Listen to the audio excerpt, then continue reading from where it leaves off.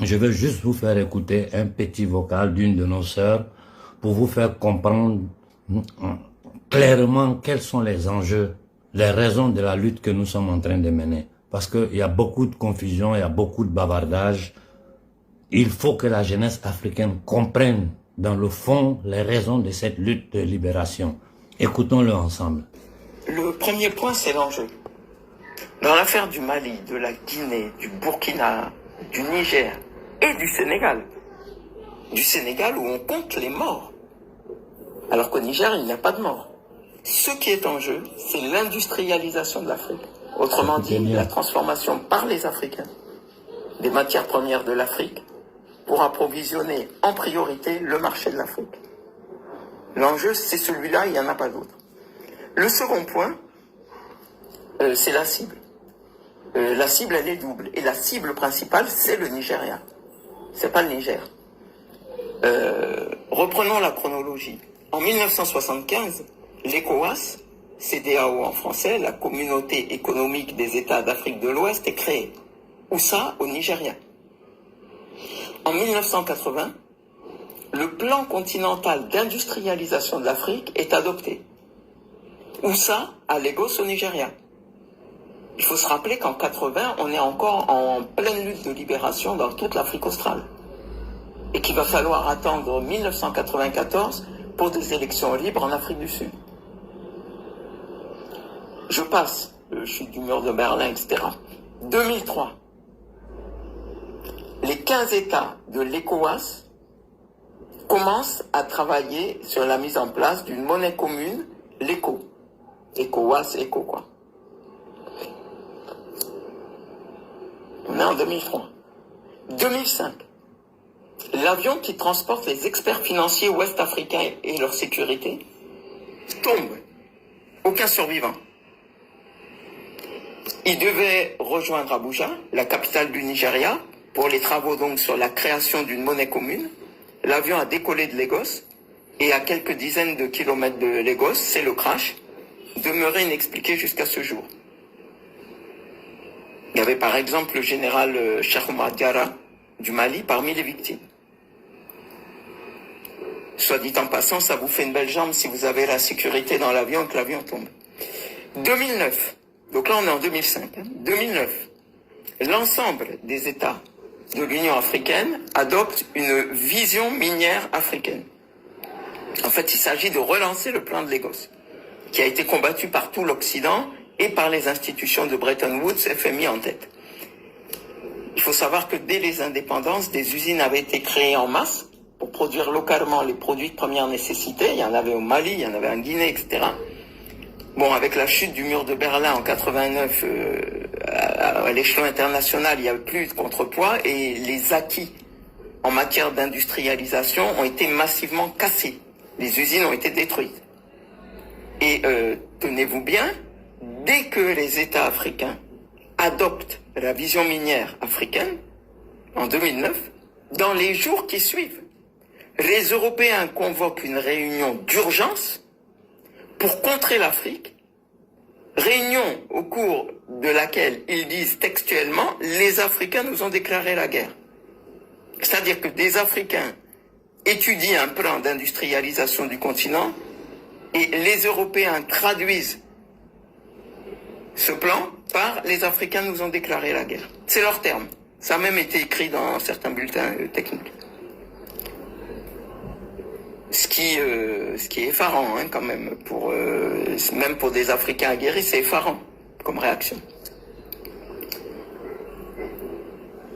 2009, donc dans ce même laps de temps, voilà que colonel Kadhafi est président de l'Union africaine, puisqu'on a une présidence tournante, ça change chaque année, et il propose comme monnaie commune le dinar or. C'est-à-dire comme si lui, Kadhafi, qui est un panarabiste fervent et qui s'est vu en continuateur de Nasser, pouvait doubler l'impérialisme occidental sur le terrain africain, et notamment français. Évidemment, il est liquidé. 10 ans plus tard, les l'ECOWAS relance son projet d'ECO. Et maintenant, c'est Alassane Ouattara, donc en visage noir de défense de l'UEMOA, donc l'organisation qui gère le franc CFA fabriqué en France. C'est donc Alassane Ouattara qui, avec Emmanuel Macron, organise le sabotage de la création de la monnaie ouest-africaine. Il faut comprendre que Alassane Ouattara a fait ses études aux USA dans les années 60, qu'il a été fonctionnaire du FMI, qu'il a été administrateur de la BCEAO, donc de la Banque centrale des États d'Afrique de l'Ouest, qui gère ce franc CFA fabriqué à Chamalières en France, et que juste après la chute du mur de Berlin, il s'est retrouvé comme par hasard Premier ministre de Côte d'Ivoire. Il faut bien comprendre ce qui se joue en Afrique de l'Ouest. Du côté francophone et franc CFA, les deux poids lourds, le Sénégal et la Côte d'Ivoire, et de l'autre, la Fédération du Nigeria qui concentre 60% de la population ouest-africaine et qui a vocation à être le moteur de l'indépendance ouest-africaine au plan économique et de l'industrialisation.